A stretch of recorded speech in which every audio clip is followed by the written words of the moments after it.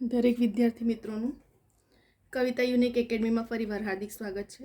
આજે આપણે ગુજરાતી વ્યાકરણ અને સબ્જેક્ટ આપણે રહેશે ટોપિક છે આપણો રૂઢિપ્રયોગ, જે પાછલા વર્ષોમાં પૂછાયેલા ક્વેશ્ચનો છે. બરાબર.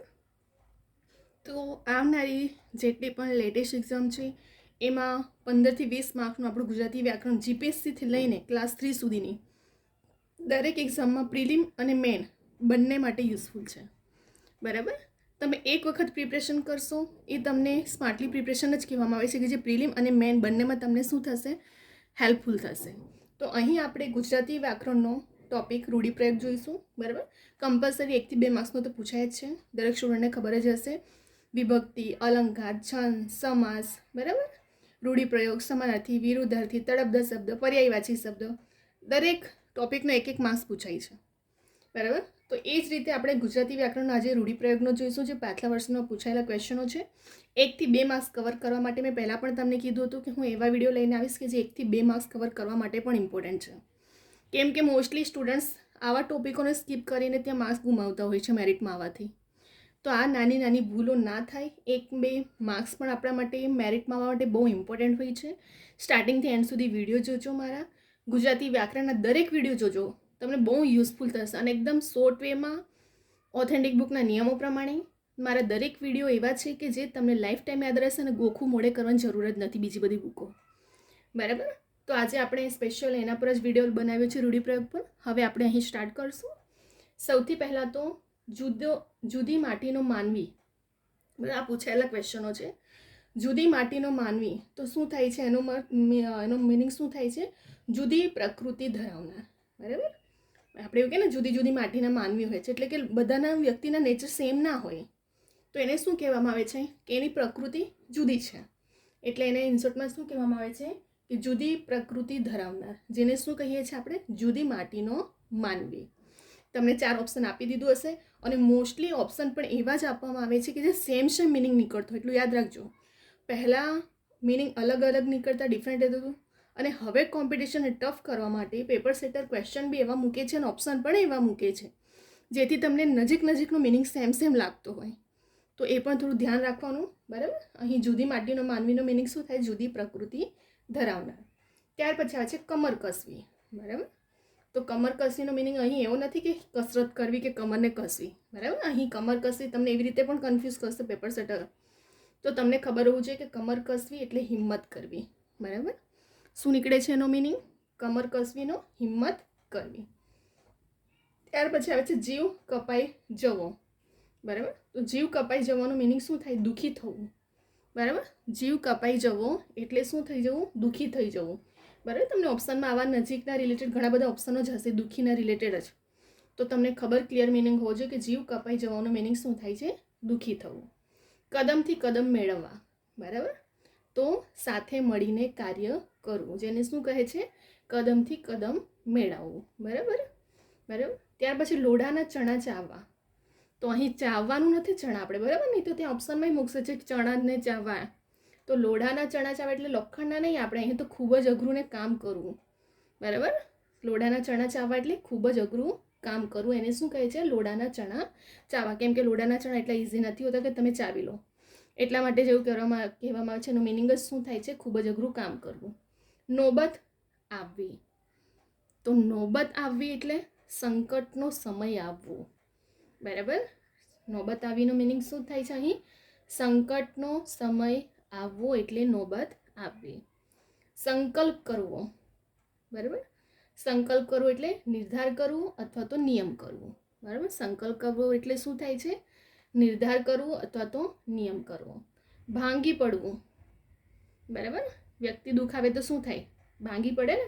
એને જ કહેવામાં છે ભાંગી પડવું એટલે હિંમત હારી જવી. આપણે હિંમત હારી જવાનું નથી. એક્ઝામ આવવાની છે, કોમ્પિટિશન ટફ છે, પણ આપણે પણ મેન્ટલી પ્રિપેર રહેવું છે. અને પ્રિપરેશન સ્માર્ટલી કરશું તો તમે જરૂર એક્ઝામને ક્રેક કરી શકશો. તો અહીં ભાંગી પડવાનું મિનિંગ શું થાય છે? હિંમત હારી જવી. ત્યાર પછી ટાયલી કરવી. તો ટાયલી કરવી એટલે નક્કામી દોડડાપણની વાતો કરવી. અમુક વ્યક્તિ હોય છે ને ઓવર સ્માર્ટનેસ, બરાબર, એને કહીએ તો દોડડાપણ. તો ટાયલી કરવી એટલે અહીં નક્કામી દોડડાપણની વાતો કરવી, એને શું કહેવામાં છે? ટાયલી કરવી. બરાબર. અહીં એક એક પોઈન્ટ પણ ઇમ્પોર્ટન્ટ થઈ જાય છે, આખો મિનિંગ બદલાઈ જાય છે. દિલમાં ઉચાટ થવો. બરાબર. તો દિલમાં ઉચાટ થવો એટલે ડર લાગવું. બરાબર. કોઈ વ્યક્તિ કોઈ પણ ટોપિક હોય એવું ઓચિંતું એક્ઝામના રિલેટેડ પણ ડર હોય છે, ઘણા બધા ટોપિકના રિલેટેડ ડર હોય છે, તો એને શું કહેવામાં છે? દિલમાં ઉચાટ થવો. જેવી રીતે તમને હાલમાં હશે એક્ઝામના રિલેટેડ. બરાબર. તો દિલમાં ઉચાટ થવો એટલે ડર લાગવો. વાતમાં સૂર પુરાવવો. બરાબર. તો શું થાય છે? ચાલતી વાતને ટેકો આપવો. બરાબર. અમુક પોઈન્ટ પણ મારતા હોય છે કે ચાલતી ગાડીમાં બેસી જાય છે, ચાલતી ટ્રેનમાં ચડી જાય છે, એ બધા ઘણા બધા પોઈન્ટો બધા યુઝ કરતા હોય છે. પણ અહીં શું છે? વાતમાં સૂર પુરાવો કીધો છે. તો ચાલતી વાતોને ટેકો આપવો એટલે જ વાતમાં સૂર પુરાવો. મોંમાં પાણી આવવું એટલે ખાવાની ઈચ્છા થવી. પછી મોંમાં પાણી એટલે પીવાનું પાણી નથી લેવાનું અહીંયા. બરાબર. અહીંયા મોંમાં પાણી આવવું એટલે ખાવાની ઈચ્છા થવી. એક કાન થઈ જવું એટલે એકાગ્ર થઈ જવું. જ્યારે તમે ભણતી વખતે એકાગ્રની રીતે ભણો છો ત્યારે એને શું કહેવામાં છે? એક કાન થઈ જાઓ છો. ક્લિયર? અહીં પેટનો ખાડો પૂરવો. બરાબર. આપણા પેટમાં ખાડો નથી પૂરવા જવાના ત્યાં. અહીં પેટનો ખાડો પૂરવો મિનિંગ ગુજરાન ચલાવવું. બરાબર. રોજગારીની રીતે એને કહેવામાં આવે છે પેટનો ખાડો પૂરવો. બરાબર. રોજગારી મેળવવી પડે તો ગુજરાન ચાલે. જેવી રીતે તમે હાલમાં ગુજરાન ચલાવવા માટે શું કરશો? ફ્યુચરનું ગુજરાન ચલાવવા માટે પ્રિપરેશન કરી રહ્યા છો, એવી રીતે પેટનો ખાડો પૂરવો છે તો ગુજરાન ચલાવવું એનો મિનિંગ નીકળે છે. બરાબર. ઓસરી ગયો એટલે ઘટી ગયો કે ઓછો થઈ ગયો. બરાબર. ઓસરી ગયો એટલે ઘટી ગયો કે ઓછો થઈ ગયો. હાથ બંધાઈ જવો તો કંજૂસી કરવી. બરાબર. હાથ બંધાઈ જવો એટલે બાંધી નહીં દેવો હાથ. બરાબર. ત્યાં જ તમને પેપર સેટર ઓપ્શન પણ એવા જ મૂકશે ને કે તમે કન્ફ્યુઝ થશો. તો હાથ બંધાઈ જવો એટલે કંજૂસી કરવી. કડવો ઘૂંટડો ગળવો એટલે મન મનાવી લેવું. બરાબર. કડવો ઘૂંટડો ગળવો એટલે મન મનાવી લેવું. તો અહીં આપણે 17 બરાબર. આમાંથી તમને લાસ્ટ યરના ક્વેશ્ચનો ઘણી વખત રિપીટ થયા છે અને મેં તમને એવું પણ કીધું છે કે હું એવા જ વિડીયો લઈને આવીશ કે જે સ્માર્ટલી પ્રિપરેશન એટલે તમને પ્રેક્ટિસ પણ થાય પ્લસ લાસ્ટ યરના પેપરો ઘડી ઘડી પૂછાયેલા છે જેથી કરીને તમને યુઝફુલ પણ રહેશે એક્ઝામમાં. બરાબર. અને મારા દરેક વિડીયો 1 થી 2 માર્ક્સ કવર કરવા માટે ઇનફ છે. તો મારા દરેક વિડીયોને સ્ટાર્ટિંગથી એન્ડ સુધી જોજો. બરાબર. ઘણી બધી નાની નાની વસ્તુઓ પણ શીખવા મળે છે, કેમ કે તમારી એક નાની ભૂલથી સ્ટુડન્ટ એક્ઝામને ક્રેક કરવામાં રહી જતા હોય છે. પણ એ નાની ભૂલોને પકડવી, એને શોધવી, નેક્સ્ટ આવનારી એક્ઝામમાં એવી ભૂલો ના થાય. કેટલાક બ્રિલિયન્ટ સ્ટુડન્ટ હોય છે ફક્ત પોઈન્ટ માર્કથી રહી જતા હોય છે. તો આ ભૂલો હવે ના થાય અને તમે નાની નાની વસ્તુને શીખો. બરાબર. એને સ્માર્ટલી પ્રિપરેશન કહેવામાં આવે છે. સિલેબસના એકોર્ડિંગ પ્રિપરેશન કરો. ગમે તે રીતે પ્રિપરેશન નથી કરવાની. બરાબર. ગાડરિયો પ્રવાહ નથી. એક જાય પેલું કે ને એક ઘેટું જાય એની પાછળ બીજા ઘેટા છે, એવી રીતે નહીં કરવાનું ક્યારેય. તમે સૌથી પહેલાં તો તમારા સિલેબસને જુઓ. સિલેબસના એકોર્ડિંગ જ પ્રિપરેશન કરવાની હોય છે હંમેશા. અને જો ઘણી બધી એક્ઝામની તમે સાથે કરી રહ્યા હોય તો સેમ સિલેબસને પહેલાં કવર કરી લો અને ત્યાર પછી જે પોઈન્ટ રહી જાય ટોપિક એને પછીથી કવર કરો. બરાબર. અને હંમેશા એક્ઝામમાં પણ મોસ્ટલી અડધો કલાક કે 15-20 મિનિટ પહેલાં પૂછો, જેથી કરીને તમારું માઇન્ડ જેટલું રિલેક્સ હશે ને એટલું તમે ત્યાં રિલેક્સ થઈને એક્ઝામને અટેમ્પ કરી શકો છો. બરાબર. અને હંમેશા એક્ઝામને પ્રિપરેશન કરતી વખતે માઇન્ડને રિલેક્સ રાખવું. 24 કલાક રીડિંગ કરવું કોઈ મિનિંગ નથી. જેટલું કરો કમ્પ્લીટલી કરો, એને જ સ્માર્ટલી પ્રિપરેશન કહેવામાં આવે છે. બરાબર. ગમે તેમ રીતે વાંચો કે આ ફ્રેન્ડે કીધું પહેલાં ટીચર ગમે તે રીતે બુકો વસાવીને જો કરવા ગયા ને તો કશું મેળ નથી વળવાનો તમને. જેટલું કરો કમ્પ્લીટલી કરો, સિલેબસના એકોર્ડિંગ કરો. બરાબર. અને હંમેશા એક્ઝામ અટેમ્પ કરતી વખતે હંમેશા તમને પહેલાં જેટલા ક્વેશ્ચન આવડે એને અટેમ્પ કરો અને જે થોડોક તમને કન્ફ્યુઝન લાગે એને થોડું લાસ્ટમાં રાખો, જેથી કરીને જો તમે કન્ફ્યુઝનવાળા ક્વેશ્ચનો પહેલાં અટેમ્પ કરવા ગયા ને તો તમારો ટાઈમ વેસ્ટ થશે તમારે વિચારવામાં. બરાબર. ત્યાં એટલું બધું પેપર સેટર એક્ઝામમાં ટાઈમ નથી તમારા માટે આપી રહ્યા. બરાબર. ત્યાં કોમ્પિટિશન જ એવું ટફ હોય છે કે જ્યાં તમને ક્વેશ્ચનને લિમિટ ટાઈમમાં જ અટેમ્પ કરવાનું હોય છે. તો એવી રીતે થોડું પ્લાનિંગ, થોડું મેનેજમેન્ટ બધું બહુ મેટર કરે છે એક્ઝામને ક્રેક કરવા માટે. બરાબર. તો એવી જ રીતે આજે આપણે ગુજરાતી વ્યાકરણના મેં ઘણા બધા ટૉપિક પર વિડીયો પણ બનાવ્યા છે, જેમ કે અલંકાર, છંદ છે, સમાસ છે, વિભક્તિ છે. બરાબર. શબ્દ સમૂહ, સંધિ છૂટી પાડો, જોડો, ધ્વનિની રીતે. બરાબર. ઘણા બધા મેં જે એક માર્ક્સનો જે 15 થી 20 માર્કનો તમારું ગુજરાતી વ્યાકરણનો જે ટૉપિક પૂછાય છે ને, આજે 15-20 માર્ક્સ છે તે મારા દરેક ટૉપિક પર મેં વિડીયો બનાવી દીધા છે. એટલે જ કે જેથી કરીને સ્ટુડન્ટને ખ્યાલ આવે કે એક માર્ક્સ પણ આ 15 માર્ક્સ ખેંચવા માટે કેટલો ઇમ્પોર્ટન્ટ છે. બરાબર. તો એવું નથી કે ફક્ત એક ટોપિકની પ્રિપરેશન કરો. સિલેબસ માટે, એક્ઝામને ક્રેક કરવા માટે આપણા માટે દરેક સિલેબસ ઇમ્પોર્ટન્ટ હોય છે ત્યાં. બરાબર.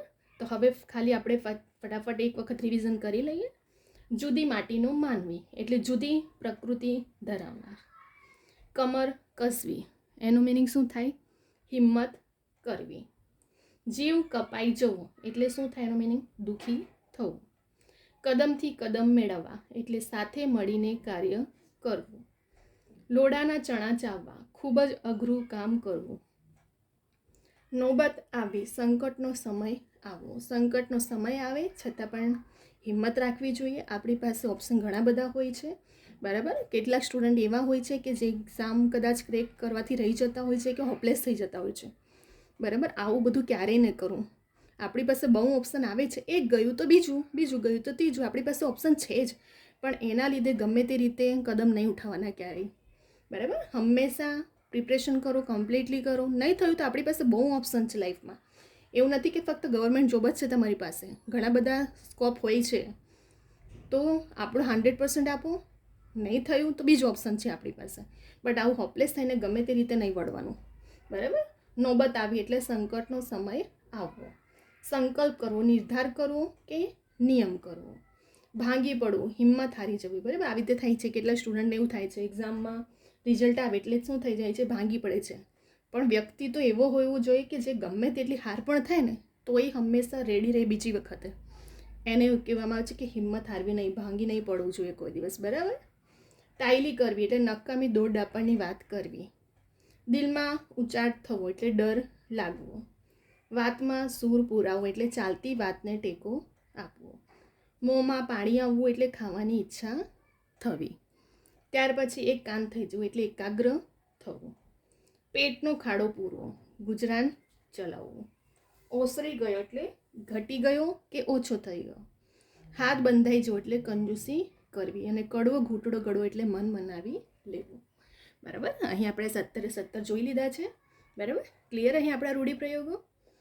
હવે તમે આનું સ્ક્રીનશોટ પણ લઈ શકો છો. અને સ્ક્રીનશોટ તો પછી લેજો, પણ પહેલાં તમે 2 થી 3 વખત આ વિડીયોને ડાઉનલોડ કરીને જોજો એટલે તમને યાદ પણ રહી જાય. મોસ્ટલી આપણે 2 થી 3 વખત આ વિડીયો જોઈએ ને તો યાદ તો મોસ્ટલી રહી જાય છે. બરાબર. તો તમે આના સ્ક્રીનશોટ લઈ શકો છો, વિડીયોને ડાઉનલોડ કરીને જુઓ. અધરવાઇઝ કેટલાક સ્ટુડન્ટ રિવિઝન માટે શું કરતા હોય છે, આવી નોટબુકો બનાવતા હોય છે, એમાં લખીને રાખો તમે, એટલે રિવિઝન માટે તમને કામ લાગશે વિડીયો જોઈને. બરાબર. તો અહીં આપણું ગુજરાતી વ્યાકરણનો ફરી એકવાર ટોપિક રૂઢિપ્રયોગ કમ્પ્લીટ થઈ ગયો છે. તમે આનો સ્ક્રીનશોટ લઈ શકો છો. બરાબર. આ વિડીયો તમને ગમ્યો તો લાઈક કરવાનું ભૂલતા નહીં. બરાબર. લાઈક કરો, કમેન્ટ કરો, તમારા સ્ટુડન્ટ વિદ્યાર્થી મિત્રોને પણ શેર કરો, જેથી કરીને દરેક સ્ટુડન્ટ સુધી આ વિડીયો પહોંચે. મેં તમને દરેક વિડીયોમાં કહું છું કે દરેક સ્ટુડન્ટ કોચિંગ એફર્ટ નથી કરી શકતા, તો દરેક સ્ટુડન્ટ સુધી આ વિડીયો પહોંચવો જોઈએ. બરાબર.